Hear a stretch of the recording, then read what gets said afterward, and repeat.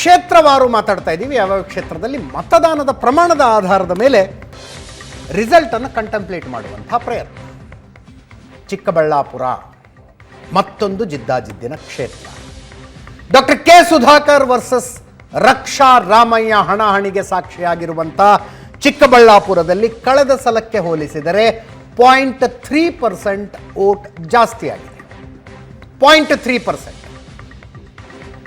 2014ರಲ್ಲಿ 76.2% voting ಜಾಸ್ತಿ ಆಗಿತ್ತು. 2019ರಲ್ಲಿ 76.7% ಆಯಿತು. 0.5% ಜಾಸ್ತಿ ಆಗಿತ್ತು 2014ಕ್ಕಿಂತ 2019ರಲ್ಲಿ. ಈಗ 2019ಕ್ಕಿಂತ 2024ಕ್ಕೆ ಈ ಚುನಾವಣೆಗೆ 0.3% ವೋಟ್ ಜಾಸ್ತಿ ಆಗಿದೆ. ಹೆಚ್ಚುವರಿಯಾಗಿ 1,37,212 ಮತಗಳು ಚಲಾವಣೆಗೊಂಡಿದ್ದಾವೆ. ಅಬ್ಸಲ್ಯೂಟ್ ನಂಬರ್ಸ್ಗೆ ಬಂದರೆ 1,37,212 ಮತಗಳು ಹೆಚ್ಚುವರಿಯಾಗಿ ಚಲಾವಣೆಗೊಂಡಿದ್ದಾವೆ.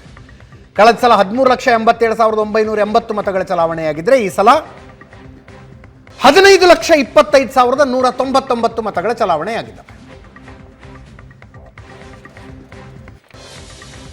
ಬಚ್ಚೇಗೌಡರು ಗೆದ್ದಿದ್ರಿ ಇಲ್ಲಿ. ಪರಂಪರಾಗತವಾಗಿ ಕಾಂಗ್ರೆಸ್ನ ಕ್ಷೇತ್ರ. ಕಳೆದ ಸಲ ಗೆದ್ದದ್ದು ಬಚ್ಚೇಗೌಡರು ಬಿಜೆಪಿಯಿಂದ.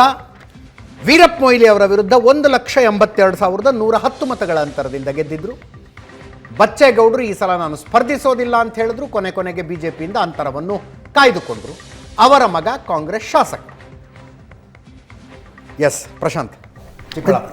ಅದೇ ಒಂದು ಕಾಲದಲ್ಲಿ ನೋಡಿ, ಚಿಕ್ಕಬಳ್ಳಾಪುರದಲ್ಲಿ ಕುಮಾರಸ್ವಾಮಿ JDSನಿಂದ ನಿಂತ ಕಾರಣಕ್ಕೆ ವೀರಪ್ಪ ಮೊಯ್ಲಿ ಗೆದ್ರು. ಬಚ್ಚೇಗೌಡರು 45,000 ಮತಗಳ ಅಂತ ಒಕ್ಕಲಿಗ ಮತಗಳು ಡಿವೈಡ್ ಆದವು.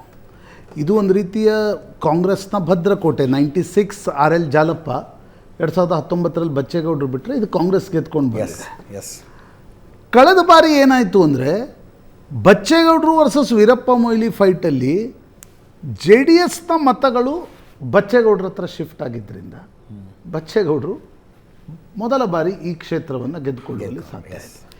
ಈ ಬಾರಿ ಕೂಡ ನಿಮಗೊಂದು ರೀತಿಯ OBC ವರ್ಸಸ್ ಒಕ್ಕಲಿಗ ಫೈಟ್ ನೇರವಾಗಿ ಕಾಣ್ತಾ ಇದೆ. ಯಾಕೆ ಚಿಕ್ಕಬಳ್ಳಾಪುರದಲ್ಲಿ ಬಲಿಜ ಸಮುದಾಯ ಚಿಕ್ಕಬಳ್ಳಾಪುರ ಮತ್ತು ಬಾಗೇಪಲ್ಲಿ 2 ಕಾನ್ಸ್ಟಿಟ್ಯೂನ್ಸಿಗಳಲ್ಲಿ ಜಾಸ್ತಿ ಇದೆ. ಉಳಿದ ಕಡೆ ಒಕ್ಕಲಿಗರ ಪ್ರಾಬಲ್ಯ ಇದೆ. SC ST ಇದ್ದಾರೆ, ಅದರ್ OBCs ಇದ್ದಾರೆ. ಅದರ್ OBCsಗಳು ಕೂಡ ದೊಡ್ಡ ಪ್ರಮಾಣದಲ್ಲಿದ್ದಾರೆ. ಮುಸ್ಲಿಮರು ದೊಡ್ಡ ಸಂಖ್ಯೆಯಲ್ಲಿ ಈ ಕ್ಷೇತ್ರದಲ್ಲಿದ್ದಾರೆ. ನನಗನ್ಸುತ್ತೆ JDSನ ಮತಗಳು ಮತ್ತು ಒಕ್ಕಲಿಗರ ಮತಗಳು ಕನ್ಸಾಲ್ಡೇಟ್ ಆಗಿ ಡಾಕ್ಟರ್ ಸುಧಾಕರ್ ಹಿಂದುಗಡೆ, ಒಂದು ವೇಳೆ ರಕ್ಷಾರಾಮಯ್ಯಗೆ ಬಲಿಜ ಮತಗಳು ಮಾತ್ರ ಬಂದು ಅದರ್ OBCs ಮತಗಳು ಬರಲಿಲ್ಲ ಅಂತಂದರೆ that will be advantage to BJP, disadvantage to Congress. ಸಿದ್ದರಾಮಯ್ಯನವರ ಕಾರಣದಿಂದ ಅಹಿಂದ ಮತಗಳು, DK ಶಿವಕುಮಾರ್ ಕಾರಣದಿಂದ ಸ್ವಲ್ಪ ಮಟ್ಟಿಗಿನ ಒಕ್ಕಲಿಗ ಮತಗಳನ್ನು ಕೂಡ ರಕ್ಷಾರಾಮಯ್ಯ ಪಡೆದ್ರೆ that can be advantage to him. ಆದರೆ ನನಗನ್ಸುತ್ತೆ ನೋಡಿ, ಈ ಸಾಮರ್ಥ್ಯ ದೌರ್ಬಲ್ಯ ಚುನಾವಣೆಯಲ್ಲಿ ಹೆಂಗೆ ವರ್ಕ್ ಆಗುತ್ತೆ. 23ರಲ್ಲಿ ಸುಧಾಕರ್ ಮಂತ್ರಿಯಾಗಿದ್ದರ ಒಂದಿಷ್ಟು ಅದೇನಂತಾರೆ ಆ್ಯಂಟಿ ಇನ್ಕಂಬನ್ಸಿ ಏನು ಬಂತು, ಅದವರಿಗೆ ನಷ್ಟ ಆಯಿತು. ನಮ್ಮ ಪ್ರದೀಪ್ ಈಶ್ವರ್ಗೆ ಲಾಭ ಆಯಿತು ಬಲಿಜ. ಈ ಬಾರಿ ಪ್ರದೀಪ್ ಈಶ್ವರರ ಮಾತುಗಳು ಜಾಸ್ತಿಯಾಗಿ ಅದು ಸುಧಾಕರ್ಗೆ ಲಾಭ ಆಗುತ್ತಾ, ಅಥವಾ ಸಿದ್ದರಾಮಯ್ಯ ಮತ್ತು DK ಶಿವಕುಮಾರ್ ನೇತೃತ್ವದ ಕಾರಣದಿಂದ ಪರಂಪರಾಗತ ಕಾಂಗ್ರೆಸ್ ಸೀಟ್ ಇದೆ, ಅದು ಕಾಂಗ್ರೆಸ್ಗೆ ಹೋಗುತ್ತಾ, ಇದು ನೋಡಬೇಕಾಗಿರ್ತಕ್ಕಂಥ ಅಂಶ. ಕ್ವಿಕ್ ಆಗಿ ಚಿತ್ರದುರ್ಗ ಒಂದು ನೋಡ್ಬೇಡ.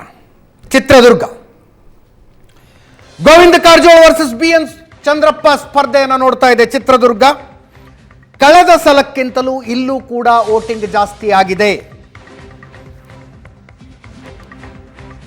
2.5% ಜಾಸ್ತಿ ಆಗುತ್ತೆ. 2.5% ವೋಟಿಂಗ್ ಜಾಸ್ತಿ ಆಗಿದೆ. ಕಳೆದ ಸಲ 70.8% ಇದ್ರೆ ಈ ಸಲ 73.3% ವೋಟಿಂಗ್ ಜಾಸ್ತಿ ಆಗಿದೆ. ಅಬ್ಸಲ್ಯೂಟ್ ನಂಬರ್ಸ್ಗೆ ಹೋದರೆ 1,14,525 ಮತಗಳು ಹೆಚ್ಚುವರಿಯಾಗಿ ಚಲಾವಣೆಗೊಂಡಿವೆ. ಕಳೆದ ಸಲ ಆನೇಕಲ್ ನಾರಾಯಣಸ್ವಾಮಿ ಗೆದ್ದು ಕೇಂದ್ರ ಸಚಿವರಾದರು. ಈ ಸಲ ಅವರಿಗೆ ಟಿಕೆಟ್ ಸಿಗಲಿಲ್ಲ. ಅವರ ಬದಲು ಗೋವಿಂದ ಕಾರಜೋಳರಿಗೆ BJP ಟಿಕೆಟ್ ಕೊಡ್ತು. ಕಳೆದ ಸಲ BN ಚಂದ್ರಪ್ಪನವರೇ ಕಾಂಗ್ರೆಸ್ನಿಂದ ಸ್ಪರ್ಧಿಸಿದ್ರು. 80,000 ಮತಗಳ ಅಂತರದಿಂದ ಸೋತಿದ್ರು. ಈ ಸಲ ಇನ್ನೊಂದು ಸಲ ಸ್ಪರ್ಧಿಸಿದ್ದಾರೆ ಗೋವಿಂದ ಕಾರಜೋಳರ ವಿರುದ್ಧ. ಎಸ್ ಪ್ರಶಾಂತ್. ಅದೇ ಚಿತ್ರದುರ್ಗ ಇಸ್ ವೆರಿ ಇಂಪಾರ್ಟೆಂಟ್. ಮತ್ತು ನೀವು ಇದು ರಿಸಲ್ಟ್ಸ್ ನೋಡ್ತಾ ಬಂದರೆ ಒಂದು ಸಲ ಗೆದ್ದ ಪಾರ್ಟಿ ಇನ್ನೊಂದು ಸಲ ಇಲ್ಲಿ ಗೆಲ್ಲಲ್ಲ. ಇದೊಂದು ಟ್ರೆಂಡ್ ಇದೆ. ಎಸ್, ಇಬ್ಬರೂ ಹೊರಗಿನವರು, ಚಂದ್ರಪ್ಪನೂ ಹೊರಗಿನವರು, ಗೋವಿಂದ ಕಾರಜೋಳ ಕೂಡ ಹೊರಗಿನವರು. ಇಲ್ಲಿ ಯಾರು ಹೊರಗಿನವರು ಅನ್ನೋದ್ರಷ್ಟೇ ಚರ್ಚೆ, ಯಾರು ಕ್ಷೇತ್ರಕ್ಕೆ ಹತ್ತಿರದವರು ಅನ್ನೋದೊಂದಿದೆ. ನಮ್ದು ಗಡಿಯಲ್ಲೇ ಬರುತ್ತೆ ಅಲ್ಲೇ ಅಂತಾರೆ ಚಂದ್ರಪ್ಪ. ಒಬ್ಬರು ಚಿಕ್ಕಮಗಳೂರು ಜಿಲ್ಲೆಯವರು, ಇನ್ನೊಬ್ಬರು ಬಾಗಲಕೋಟೆ ಜಿಲ್ಲೆಯವರು. ಇಬ್ಬರೂ ಕೂಡ ದಲಿತ್ ಲೆಫ್ಟ್ ಸಮುದಾಯದಿಂದ ಬರ್ತಾರೆ, ದಲಿತ ಎಡ ಸಮುದಾಯದಿಂದ ಬರ್ತಾರೆ. Reserved constituency. ಯಾಕೆ ನ್ಯಾಚುರಲಿ ದಲಿತ ಎಡ ಸಮುದಾಯದ ಮತಗಳು ವಿಭಜನೆಗೊಳ್ತವೆ. ಬಟ್ ನಾನು ಕ್ಷೇತ್ರವಾರು ನೋಡಿದಾಗ ಮೊಳಕಾಲ್ಮೂರು, ಹಿರಿಯೂರು, ಪಾವಗಡ, ಈ 3 ತಾಲೂಕುಗಳಲ್ಲಿ ಕಾಂಗ್ರೆಸ್ನ ಡಾಮಿನೆನ್ಸ್ ಇದೆ. ಮೊಳಕಾಲ್ಮೂರು, ಹಿರಿಯೂರು, ಪಾವಗಡ. ಉಳಿದ ತಾಲೂಕುಗಳಲ್ಲಿ ಮತ ಇದರದ್ದು ಅಂತರ ಎಷ್ಟಿರುತ್ತೆ, ಅಲ್ಲಿಂದ ನ್ಯೂಟ್ರಲೈಸ್ ಹೇಗೆ ಮಾಡುತ್ತೆ, ಇದು ಚಿತ್ರ 5:1 ಇದೆ ಇಲ್ಲಿ ಸ್ಟ್ರೆಂಗ್ತು. ಸಾರಿ 7:1 ಬರುತ್ತೆ. ಬಿಜೆಪಿ ಒಬ್ಬರೇ ಚಂದ್ರಪ್ಪ ಒಬ್ರು, ಹೊಳಲ್ಕೆರೆ ಚಂದ್ರಪ್ಪ ಒಬ್ಬರೇ ಬಿಜೆಪಿಯ ಶಾಸಕರು.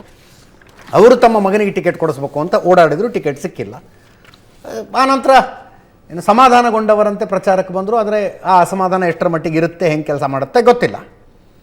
ಲಿಂಗಾಯತ ಕನ್ಸಾಲ್ಟೇಷನ್ ಕೆಳಗಡೆ ನೋಡಿ, ದಲಿತ ಮತಗಳಲ್ಲಿ ಈಗ ದಲಿತ್ ಲೆಫ್ಟ್ ಒಡೆದು ಹೋಗ್ತವೆ. ಎಸ್ ಟಿ ಇದ್ದಾರೆ ದೊಡ್ಡ ಸಂಖ್ಯೆಯಲ್ಲಿ. ಎಸ್ ಟಿಗಳು ಯಾರಿಗೂ ಓಟ್ ಹಾಕ್ತಾರೆ? ಉಳಿದ ದಲಿತ ಸಮುದಾಯ ಇದೆ, ಬೋವಿ ಇದೆ, ಲಂಬಾಣಿ ಇದೆ, ಇವ್ರು ಯಾರಿಗೂ ಓಟ್ ಹಾಕ್ತಾರೆ? ಲಿಂಗಾಯತರು ದೊಡ್ಡ ಸಂಖ್ಯೆಯಲ್ಲಿದ್ದಾರೆ, ಸಾದ್ರ ಲಿಂಗಾಯತರು. ಕರೆಕ್ಟ್. ಅವ್ರು ನೀವು ನನ್ನ ಕಡೆ ನೋಡಬೇಡಿ ಜಾತಿ, ನನಗೆ ಲರ್ನಿಂಗ್ ಅದು ಜಾತಿ ಬಗ್ಗೆ. ಆದರೆ ಅವರು ಯಾರಿಗೂ ಓಟ್ ಹಾಕ್ತಾರೆ ಅನ್ನೋದು ಓಕೆ ಈ ಚುನಾವಣೆಯಲ್ಲಿ ಬಹಳ ಮುಖ್ಯ ಆಗುತ್ತೆ ಅಂತ ಅನ್ಸುತ್ತೆ. ಕಳೆದ ಬಾರಿ ಲಿಂಗಾಯತ ಮತಗಳು ಚದುರು ಹೋದವು.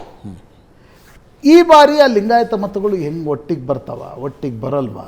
ಓಕೆ. ಉಳಿದ OBC ಆ್ಯಂಡ್ SC ST ಮತಗಳು ಹೇಗಾಗ್ತವೆ, ಇದು ಈ ಚುನಾವಣೆಯ ಫಲಿತಾಂಶವನ್ನು ಚಿತ್ರದುರ್ಗದಲ್ಲಿ ನಿರ್ಧರಿಸುತ್ತೆ ಅಂತ ಅನಿಸುತ್ತೆ. Yes, thank you so much Prashant. ಈ ಲಿಸ್ಟ್ನಲ್ಲಿ ಇನ್ನೊಂದು ಕ್ಷೇತ್ರ ಇಟ್ಕೊಂಡಿದ್ವಿ ನಾವು, ಇರಲಿ, ಇನ್ನೊಂದು ದಿವಸ ಚರ್ಚೆ ಮಾಡೋಕ್ಕೆ ಅವಕಾಶ ಸಿಗುತ್ತೆ. ಇದರೊಂದಿಗೆ ಇವತ್ತಿನ ಲೆಫ್ಟ್ ರೈಟ್ ಆ್ಯಂಡ್ ಸೆಂಟರ್ ಮುಗಿಸ್ತಾ ಇದ್ದೀನಿ. ನೇರ ದಿಟ್ಟ ನಿರಂತರ ಸುದ್ದಿಗಾಗಿ ನೋಡ್ತಾ ಇರಿ ಏಷ್ಯಾನೆಟ್ ಸುವರ್ಣ ನ್ಯೂಸ್.